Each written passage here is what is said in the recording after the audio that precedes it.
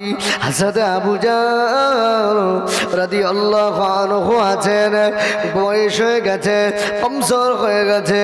হাবিবের স্বামী বিবি আবু জার গফারির বিবি বারে বার দেখেন আবু জার রাদিয়াল্লাহু আনহুর বিবি ভাবে শেষ সময়, অন্তিম সময়, মরুভূমিতে আছে, কোথাও মানুষ নাই, কিভাবে আমার স্বামীকে কবরস্থ করব। আবু জার গফারি বলেছিলেন, বিবি চিন্তা করো না বিবি, চিন্তা করো না বিবি। আমি আবু জার বলি, আল্লাহর নবী ওসিয়াত করেছিলেন, তার ভিতরে ওই সাহাবীদের ভিতরে আর কেউ নাই আমি আবু জার ব্যতীত।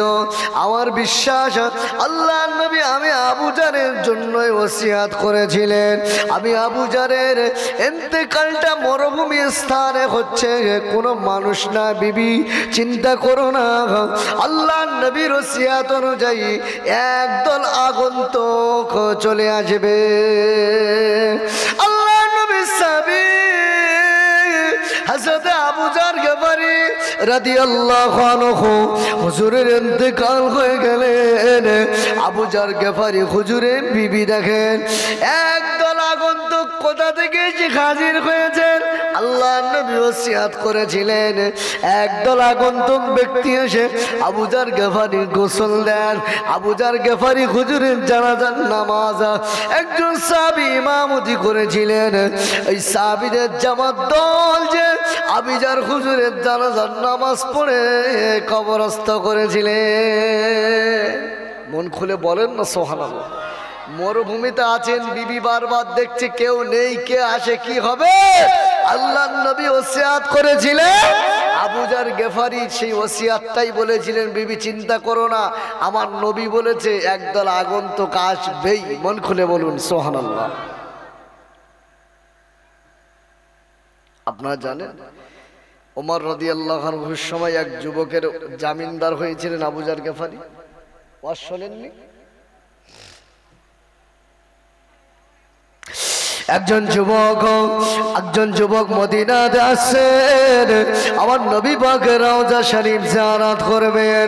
উটের পিঠে সাওয়ার খান, উটটা আস্তে আস্তে ক্লান্ত হয়ে যায়। উট প্রাণী তো ক্লান্ত হওয়ার জিনিস, ঠিক কিনা বলেন? ওই যুবকটা উটকে গাছের তলায় বেঁধে দিয়েছেন, বেঁধে দিয়ে ঘুমিয়ে পড়েছেন। উটের রশিটা খুলে গেল, উটের রশিটা খুলেছে, পাশে একটা বাগানের ভিতরে ঢুকে পড়েছেন। উট তো সবজি বাগান খাবে কি খাবে না বলে, খোদা তাড়না খেয়ে ফেলেছে। বাগানের মালিক উটকে মারতে মারতে মেরে ফেলেছে। যুবকের ঘুম ভেঙে গেল, দেখে উট মরা অবস্থায় পড়ে আছে। যুবকটা কি করলো? যুবকটাও রাগ সামলাতে না পেরে বাগানের মালিককে মারার নিয়েতে মারেন না, এই যে মরে যাবে, মারতে গিয়ে বাই চান্স লেগে মারা গেছে। চাইলে তো পালাতে পারত, কেউ নেই এখানে, হঠাৎ মারতে গিয়ে মেরে মানে মারা গেছে, ওখানে আমরা হলে থাকতাম না? কত গাড়ি অ্যাক্সিডেন্ট করে পালিয়ে যায়, রোগী কাতরায় রাস্তায় পড়ে, এ নিজের ট্রাক নিয়ে গাড়ি নিয়ে পালিয়ে যায়। কথা ভুল বলছি না? ঠিক। যুবক চিন্তা করছে, আমাকে তো কেউ দেখুক আর নাই দেখুক, দেখেছেন কে? এই যে ভয়টা যখন তৈরি হবে না, আমি নামাজ পড়িনি, দেখছেন কে? গোপনে গোনা করছি, দেখছেন কে? এই যুবকেরা গোপনে গোনা করলে দেখে কে?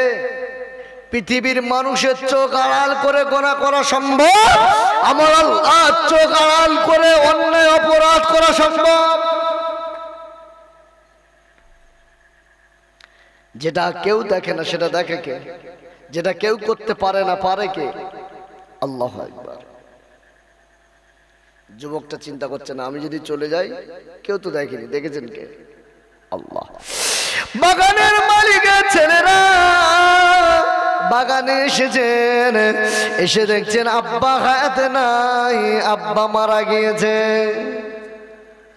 কে মেরেছে চারিদিকে খোঁজেন। ওই যুবকটা বেরিয়ে বলছেন, ও আপনারা হলেন এই ব্যক্তির সন্তান, এই ঘটনা ঘটে গেছে, আমি মেরেছি, বাই চান্স আপনার আব্বাকে লেগে মারা গেছে। চলো চলো আমিরুল মুমিনিন ওমর রাদিয়াল্লাহু আনহু হুজুরের দরবারে চলো, বিচার হবে। চলো, আমি অপরাধ করে ফেলেছি, সাজা হবে। আল্লাহ নবী সাহাবী হযরত ওমর রাদিয়াল্লাহু আনহু হুজুরের দরবারে ওই যুবককে নিয়ে আসা হলো। ওই যুবকটি আল্লাহ নবী সাহাবী হযরত ওমর রাদিয়াল্লাহু আনহু সামনে দাঁড়িয়ে বললেন, ও আমিরুল মুমিনিন, ও খলিফাতুল মুসলিমিন হযরত ওমর রাদিয়াল্লাহু আনহু, হুজুর আমি ইচ্ছা করে মারি নাই, মারতে যে মরে গিয়েছে।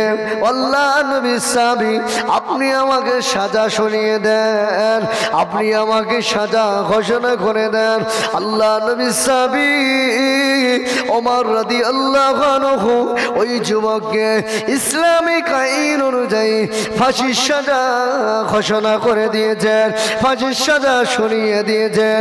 আল্লাহ নবী সাহাবী হযরত ওমর রাদিয়াল্লাহু আনহু ফাঁসির সাজা শুনিয়ে দেওয়ার পরে ওই যুবকটা ওমর রাদিয়াল্লাহু আনহুকে বললেন, ও আমিরুল মুমিনিন, ও খলিফাতুল মুসলিমিন, ও হযরত ওমর রাদিয়াল্লাহু আনহু, হুজুর আমাকে কি কয়েকদিনের জন্য একটু ছুটি দেওয়া যাবে?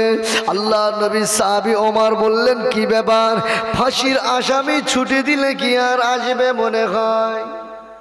কথা বলেন না কেন? ফাঁসির আসামি ছেড়ে দিলে ওকে খুঁজে আনতে হবে না? আসবে মনে হচ্ছে? হুজুর আমার বাড়িতে আমার ভাইদের একটু আমানত আমার কাছে আছে, আমানতটা ফিরিয়ে দিতে হবে, আপনি আমাকে ছুটি দেন, আমি কথা দিলাম ফিরে আসবো। ওমর রাদিয়াল্লাহু আনহু তিনি আমিরুল মুমিনিন, তিনি চিন্তা করছেন না, না তোমার বদলে কেউ জামিনদার হলে আমি আপনাকে তার মানে রেখে আপনাকে ছুটি দিতে পারি। সাহাবীরা বসা, ওই যুবকটি বললেন, আল্লাহ নবী সাহাবীরা আজকে দিনে কেউ কি আছো আমার জন্য একটু জামিনদার হয়ে যাবেন? সাহাবীরা বলছে, আরে কে আসবে না আসবে ঠিক আছে নাকি, এমন আসামি চলে গেলে আসা সম্ভব? আল্লাহ নবী সাহাবী আমি যার কথা বলতে যে এসেছি ওই আবু যার গফারি রাদিয়াল্লাহু আনহু হুজুর দাঁড়িয়ে গিয়েছেন। আমি আবু যার দাঁড়িয়ে, আমি আবু যার গফারি বলি, আমি জামিনদার হয়ে গেলাম। ও আমিরুল মুমিনিন, আপনি চাইলে যুবককে 3 দিনের ছুটি দিয়ে দিতে পারেন। আমি আবু যার ওই যুবকের জন্য জামিনদার হয়ে গেলাম।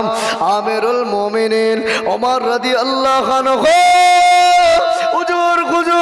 হুজুর চিন্তা করলেন, না না, জামিনদার যখন একজন হয়েছে ওই যুবককে ছেড়ে দেওয়া হলো, ওই যুবককে ছেড়ে দেওয়া হলো। ওই যুবক ফাঁসির আসামি দৌড়ে দৌড়ে ঘোড়া ছুটিয়ে আবারও রওনা হয়ে গেলেন বাড়িতে। ওই যুবকটা বাড়িতে যে আম্মা জান কাছে পৌঁছে গেলেন, আম্মা জান আমি একটা অন্যায় করে ফেলেছি আম্মা, এই ঘটনা ঘটে গেছে আম্মা, আমাকে একটু বিদায় দেন, আখেরি দেখা, শেষ দেখা মা, জীবনে আর দেখা হবে কি জানি না মা, কারণ আমিরুল মুমিনিন ওমর রাদিয়াল্লাহু আনহু হুজুর আমার ফাঁসির সাজা শুনিয়ে দিয়েছেন। আম্মা জান মার সন্তানের মহাব্বত জনম দুঃখিনী মা কান্না ভেঙে পড়েছেন। মা কাঁদেন, বাবারে কেমনে করে বিদায় দিই, তুই যে আমার একমাত্র সন্তান বাবা। মা কাঁদেন। ওই যুবক বললেন, আম্মা জান দেখেন না আমার জন্য আল্লাহ নবীর সাহাবী আবু জার গফারি জামিনদার। আম্মা জান জুমার নামাজ পড়ে আল্লাহ নবীর সাহাবী ওমর রাদিয়াল্লাহু আনহু ফাঁসি কার্যকর করবেন। আম্মা জান এখানে যদি লেট হয়ে যায় আমার কারণে আল্লাহ নবীর সাহাবী আবু জার গফারির ফাঁসি হয়ে যাবে, ময়দানে মাশারে কি মুখ দেখাবো? আম্মা জান কাঁদেন, আম্মা জানের কাছ থেকে বিদায় নেন। তার জনম দুখুনি পিতা আব্বার কাছে পৌঁছে গিয়েছে, আব্বার কাছে কাঁদেন, রোনাচারি করেন। আব্বার কাছ থেকেও বিদায় নিয়ে সন্তানদের কাছে এসেছেন। বাচ্চারা বুকে গলায় জড়িয়ে ধরে, কারণ কিছুদিন পরে বাইরে থেকে আব্বা এলে বাচ্চারা আনন্দ করেন। আব্বা আপনি কোথায় ছিলেন? এতদিন পর আপনি কোথা থেকে এলেন? আব্বা তো বলতে পারে না। বিবিকে বললেন, বিবি রে এই ঘটনা ঘটে গেছে, আমাকে তড়িঘড়ি যেতে হবে, আমাকে বিদায় দাও বিবি, আমার বাচ্চাদের দেখভাল করো, আমাকে বিদায় দাও। বাচ্চাদের কান্না রাজারি, আব্বা কেমনে করে বাচ্চাদের ছেড়ে আসবেন? তাদের সকলের কান্নাতে অন্তরটা ফেটে যায়, তাদের সকলের কান্নাতে অন্তরটা ফেটে যায়। আব্বা যান তবু এদিকে নবীর সাহাবীদের কথা ভেবে ইসলামের আইন মেনে আমি যদি না পৌঁছাই, ইসলামের ইতিহাসে লেখা হবে মুসলমানেরা কাপুরুষ। না না না, মুসলমান ফাঁসির ভয় করে না, মুসলমান জীবনের আশা করে না, আল্লাহ এবং রসুলের আইন মানতে যে। জোরে বলেন না সুবহানাল্লাহ। আম্মা আম্মা আপনি আমাকে বিদায় দেন। বিদায়, আব্বা বিদায়, বিবি বিদায়। বাচ্চারা কি বোঝে? বুঝতে পারছেন না? বাচ্চাদেরকে জোর করে কোল থেকে নামিয়ে ঘোড়া ছুটিয়ে চলছেন, সময় সংক্ষেপ হয়ে গেছেন। মদিনার এদিকে জুমার নামাজ শেষ, সাহাবীরা ফাঁসির কাষ্ঠ রেডি করছেন। আবু জার গেফারিকে সকল সাহাবীরা বলছেন, আবু জার আপনি চিনতে পারেন ওই যুবক হয়তো মিথ্যা কথা বলে ফাঁসিয়ে দিয়ে গেছে আপনাকে। আবু জার গেফারি বলছেন, আমার আল্লাহ আমার নসিবে যেটা রাখবেন সেটা থেকে তো কেউ সরাতে পারেন না। বুঝতে পারছেন না? আল্লাহ নবী সাহাবী হযরত আবু জার গফারি রাদিয়াল্লাহু আনহু হুজুরও দাঁড়িয়ে গেছেন, ফাঁসির জন্য প্রস্তুতি নিয়ে নিয়েছেন। আমিরুল মুমিনিন ওমর রাদিয়াল্লাহু আনহু বলছেন, ও রাসূলুল্লাহ সাহাবী আবু জার আমার হাতটা অন্তরটা কাঁপে, আমি কেমনে করে তোমাকে ফাঁসির রায়টা দিই? কিন্তু না না, ইসলামিক একটা ল আছে, ইসলামিক একটা আইন আছে। আল্লাহ নবী সাহাবী ভাই আবু জার আপনি ফাঁসির জন্য রেডি হয়ে যান। আল্লাহ নবী সাহাবী রেডি হয়ে গেছেন, ফাঁসির কাষ্টে ঝুলবেন। এমন সময় ওমর ফারুক রাদিয়াল্লাহু আনহু হুজুরের কাছে খবর এসেছেন, ও আমিরুল মুমিনিন খলিফাতুল মুসলিমিন হযরত ওমর রাদিয়াল্লাহু আনহু, হুজুর একটু অপেক্ষা করেন, হুজুর একটু অপেক্ষা করেন। কে জানে একজন মরুভূমির বালুগুলো উড়িয়ে উড়িয়ে আসেন, কে যেন একজন ছুটে আসেন। ওমর রাদিয়াল্লাহু আনহু একটু ওয়েট করলেন, দেখতে পাওয়া গেল ওই যুবকটা দ্রুত গতিতে ঘোড়া ছুটিয়ে ওমর রাদিয়াল্লাহু আনহুর কাছে এসেছে, আবু জার গফারিকে জড়িয়ে ধরেছে। ও আল্লাহর নবী সাহাবী ভাই আবু জার আমি যদি না আসতাম আর একটু লেট হয়ে গেলে তোমাকে ফাঁসির কাষ্টে ঝুলতে হতো, আমি কেমনে করে মুখটা দেখাতাম? আল্লাহ নবীর সামনে কি মুখটা নিয়ে উঠতাম? না না না।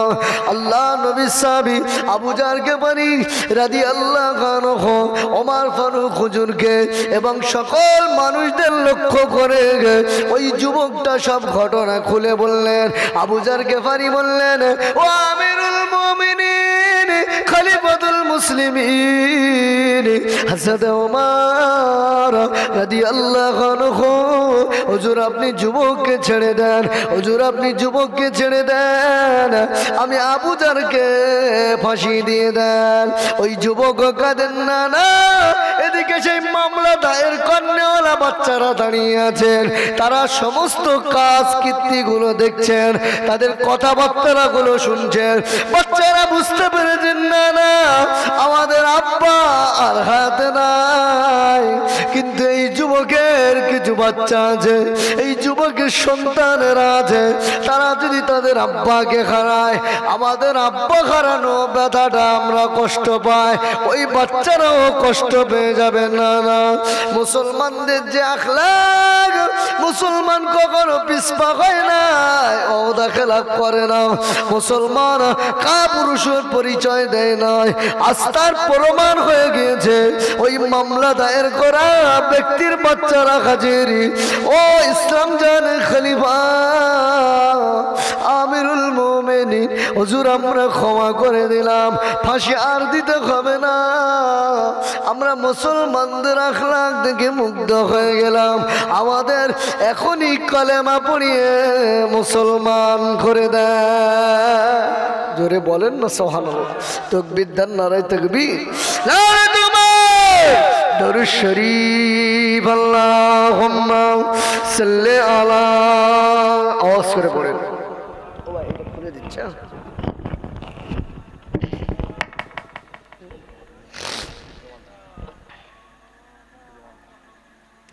দরুদ শরীফ, আল্লাহুম্মা সাল্লি আলা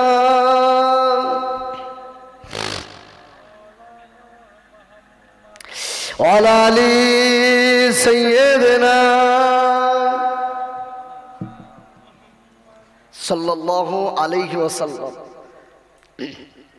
আমি বোঝাতে চেয়েছিলাম আবু জার গেফারির কথা বলতে, যে আবু জার গেফারি রাদিয়াল্লাহু আনহু একজন যুবকের জন্য জামিনদার হয়ে গেছে।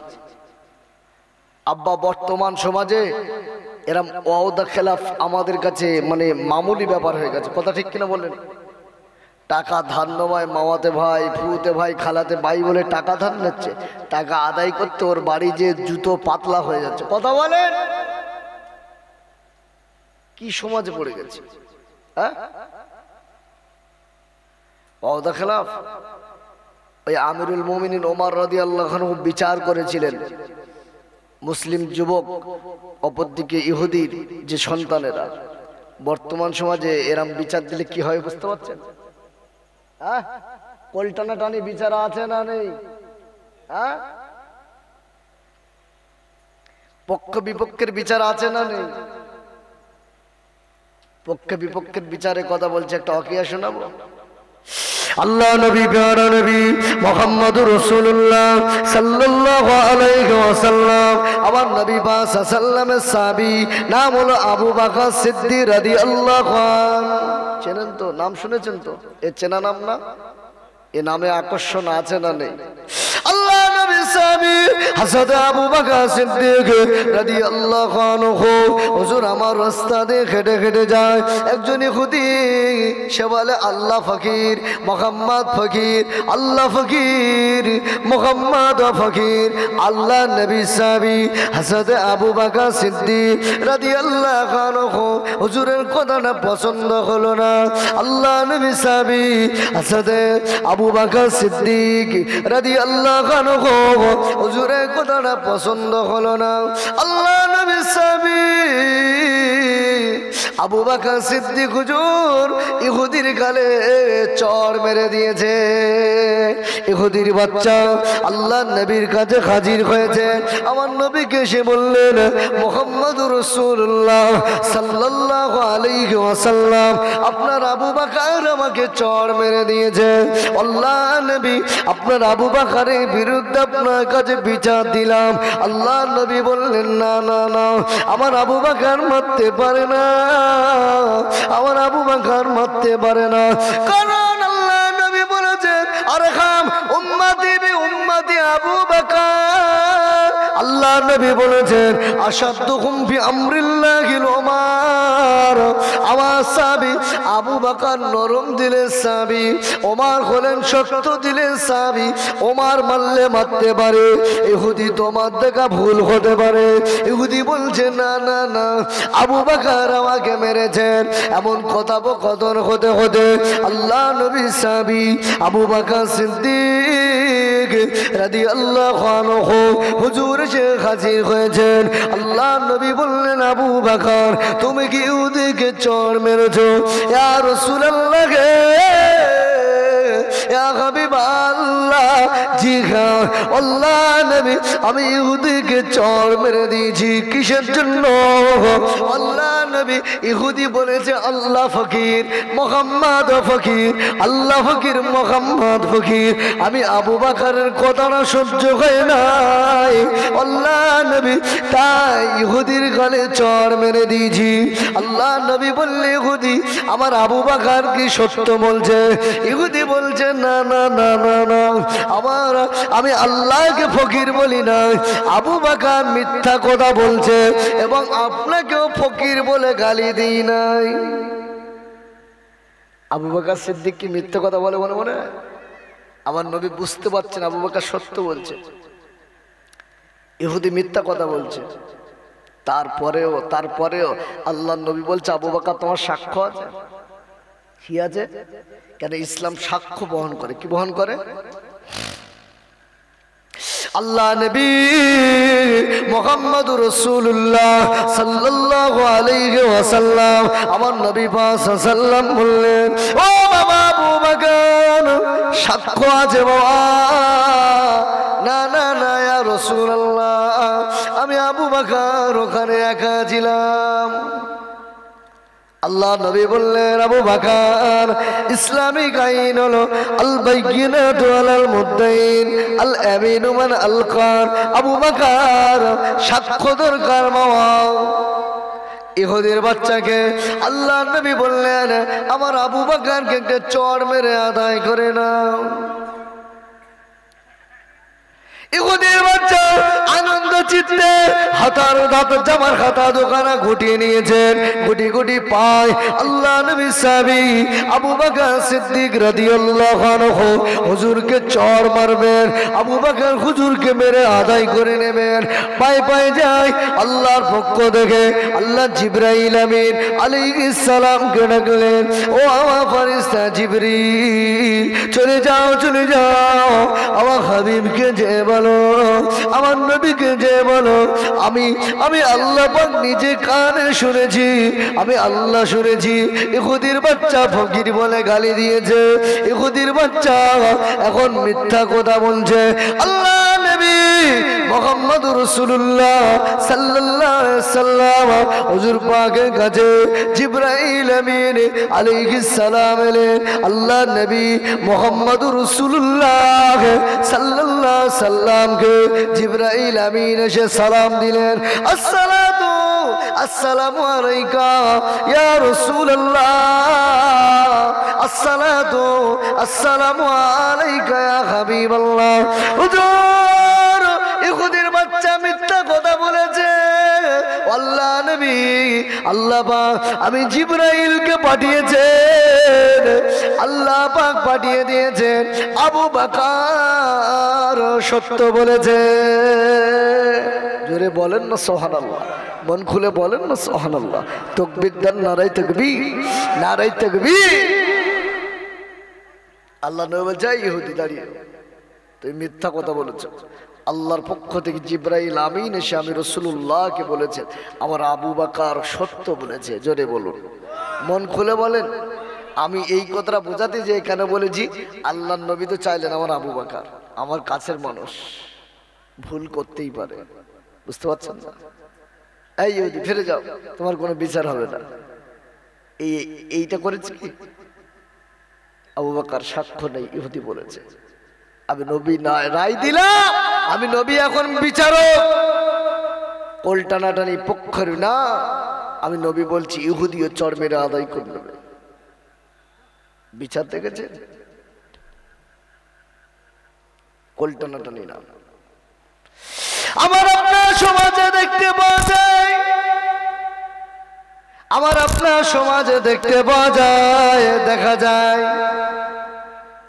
গরিব মানুষের সন্তান ছেলে যদি কোলা কচু চুরি করে বলে মেরে কুচে দে।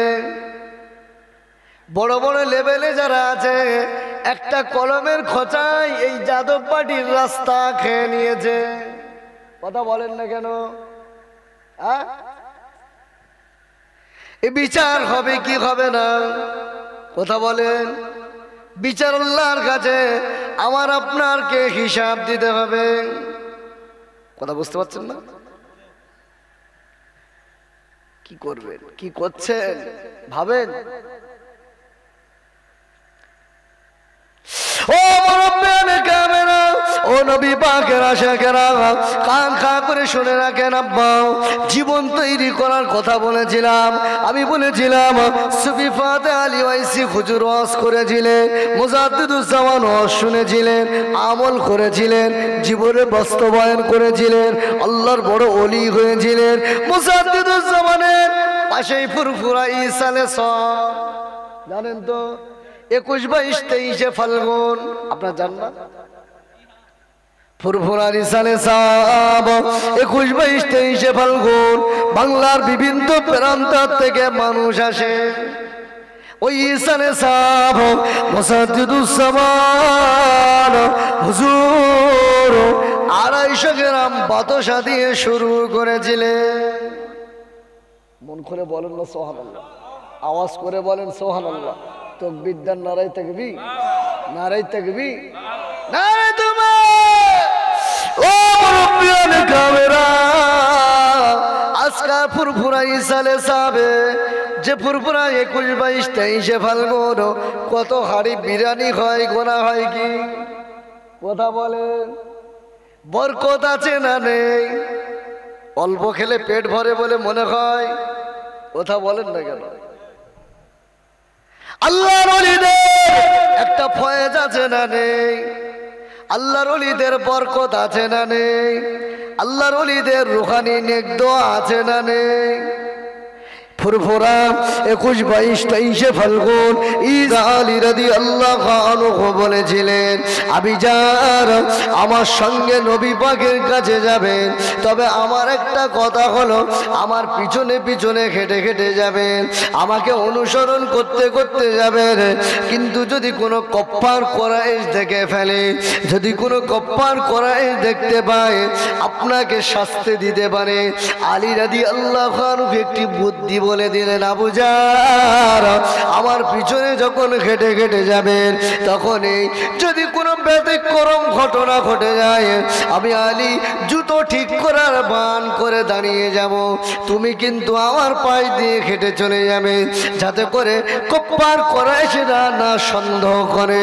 আল্লাহ নবী সাহাবী হযরত আলী রাদিয়াল্লাহু আনহু হুজুর পরামর্শ দিলেন, বুদ্ধিটা বলে দিলেন, ওই বুদ্ধি অনুযায়ী চলতে লাগলেন।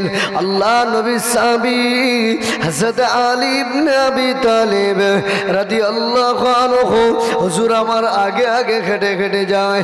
আল্লাহ নবী সাহাবী হযরত আবু জার রাদিয়াল্লাহু আনহু হুজুর পিছনে পিছনে হেঁটে হেঁটে হেঁটে হেঁটে যায়। আল্লাহ নবী সাহাবী আবু জার হেঁটে হেঁটে আলীকে অনুসরণ করে করে আমার রাসূলুল্লাহর কাছে পৌঁছে গেছেন। জোরে বলুন, আর একটু মন খুলে বলুন সুবহানাল্লাহ। আল্লাহ নবী সাহাবী হযরত আবু জার গফারি রাদিয়াল্লাহু আনহু নবীর দরবারে গিয়েছে। আল্লাহ নবী বললেন, বাবা কোথায় বাড়ি, কোথা থেকে এসেছো? ইয়া রাসূলুল্লাহ আমার বাড়ি হলো, আমি গেফারি গোত্রের মানুষ। আল্লাহ নবী আমি শুনেছি আপনি নবী দাবি করেছেন, নাই সত্যর কথা বলেন, তাই আমি গেফারি গোত্র থেকে এসেছি, আমাকে কালেমা পড়িয়ে মুসলমান করিয়ে দেন। আল্লাহ নবী মুহাম্মদুর রাসূলুল্লাহ আমার নবী পাক সাল্লাল্লাহু আবু জার গফারিকে কালেমা পড়িয়ে মুসলমান করেছিলেন। আবু জার গেফারি কালেমা পড়েছেন। আল্লাহর নবী বললেন, আবু জার বাবা কালেমা পড়েছ, গোপন রাখো। কি রাখো? কুফার কুরাইশদের অত্যাচার বেশি। আবু জার গেফারি বললেন, না না না ইয়া রাসূলুল্লাহ, ইয়া হাবিবাল্লাহ, আমি আবু জার গোপন রাখবো না। আল্লাহ নবী, কুফার কুরাইশদের সামনে যে আমি আবু জার কালেমাটা বলে দেব। আওয়াজ করে বলেন। আল্লাহ নবী সাহাবী হযরত আবু জার গেফারি রাদিয়াল্লাহু আনহু কাবা শরীফের চত্বরে এসে কুফার কুরাইশদের দিকে লক্ষ্য করে বললেন, এই কুফার কুরাইশরা, আমি আবু জার কালেমা পড়ে নিয়েছি। আমি সাক্ষ্য দিচ্ছি আল্লাহ এক, মুহাম্মাদুর রাসূলুল্লাহ হলেন আল্লাহর নবী। জোরে বলেন না সুবহানাল্লাহ। কুফার কুরাইশরা আবু জার গেফারির উপরে হামলা করে দিয়েছে। হুজুরকে এত মার মারল, নবী পাকের চাচা ইবনে আব্বাস এসে বললেন, এই কুরাইশবাসীরা, তোমরা কাকে মারো জানো? গেফারি গোত্রের ছেলে সন্তান আবু জার, ওকে যদি মেরে দাও, মারো, অত্যাচার করো, আমাদের ব্যবসার কাফেলাগুলো ওই গেফারি গোত্রের ওপর দিয়ে যেতে হয়। মানে বুঝতে পারছেন ধারণা? কাকে মারেন? ওই গোত্রে দিয়ে আমাদের যেতে হয়। ওদিনের রেখায় হয়ে গেল, মারল না। আবু জার গেফারি হুজুর দ্বিতীয় দিন এসেও আল্লাহ মুহাম্মাদুর রাসূলুল্লাহ সাল্লাল্লাহু আলাইহি ওয়াসাল্লাম, আল্লাহ পাকের হাবিবি এই সাক্ষ্যটা তারপরের দিনও দিয়েছেন। তখনও কুফার কুরাইশরা হামলা করেছেন। ইবনে আব্বাস এসে ওই কথা বলে বাঁচিয়েছেন। আল্লাহর নবী আবু জারকে ওসিয়াত করলেন, নসিহত দিলেন, আবু জার চলে যাও বাবা, নিজ গোত্রের কাছে যে কলেমার দাওয়াত দাও। জোরে বলো। আমি বোঝাতে চাইছি এটাই, এই যে কলেমার দাওয়াত আবু জার গেফারি দিয়েছিলেন, কুফার কুরাইশদের সামনে দাঁড়িয়ে হক কথা বলা কঠিন ছিল, কিন্তু কঠিন ছিল না? আবু জার গেফারির জীবনে আসা ভয় করেছিল, আমার জীবন কি হবে? আমার নবী নবুয়াতের সাক্ষ্য দিয়েছিলেন। মন খুলে বলুন সুবহানাল্লাহ। ও নবী পাকের আশিকেরা, কান খা করে শুনে রাখো আব্বা, আল্লাহ নবী তারা নবী মুহাম্মদুর রাসূলুল্লাহ সাল্লাল্লাহু আলাইহি ওয়াসাল্লাম, আল্লাহ নবী পৃথিবী এলেন, আমার নবী পৃথিবী দাঁতে তাশরীফ নিয়ে এলেন। কুফার কুরাইশদের জানটা কেঁপে গিয়েছে, ওদের ঠাকুরের প্রতিমার মাথাগুলো সিজদাতে পড়ে গেছে, 14টা পাথর গম্বুজ ভেঙে গিয়েছে, রাজপ্রাসাদে ফাটল ধরে গেছে, যেন ভূমিকম্প শুরু হয়ে গেছে। রাজপ্রাসাদের রাজারা বললেন, কি হলো আজকে, কি ভূমিকম্প হলো? একজন মনীষী বললেন, না না, আজকে ভূমিকম্প হয় নয়, আজকে দিনে আখির জামানার নবী মুহাম্মাদুর রাসূলুল্লাহ পৃথিবীতে এসেছে। জোরে বলেন না সুবহানাল্লাহ। আজ থেকে আর কারোর দুনিয়াতে হুকুম চলবে না, আজ থেকে আর কারো উপাসনা ইবাদত করা যাবে না, আল্লাহকে আল্লাহ মেনে নিতে হবে, আর মুহাম্মাদুর রাসূলুল্লাহকে নবী মেনে নিতে হবে। আমার নবী পৃথিবীতে এলেন, আল্লাহ নবী পৃথিবীতে তাশরীফ নিয়ে এলেন। আম্মা জান আমেনা ফরমান, আম্মা জান আমেনা বলেন, আমার ঘরেতে কুড়ে ঘরে ওই আবু কুবাইস পাহাড়ের পদদেশে ছোট্ট কুড়ে ঘরে আমি আমেনা থেকে একটা নূরের আলো বেরিয়ে গেছে। ওই নূরের আলোটা আমার কুড়ে ঘর থেকে শাম সিরিয়ার রাজপ্রাসাদগুলো দেখতে পেয়েছিলাম।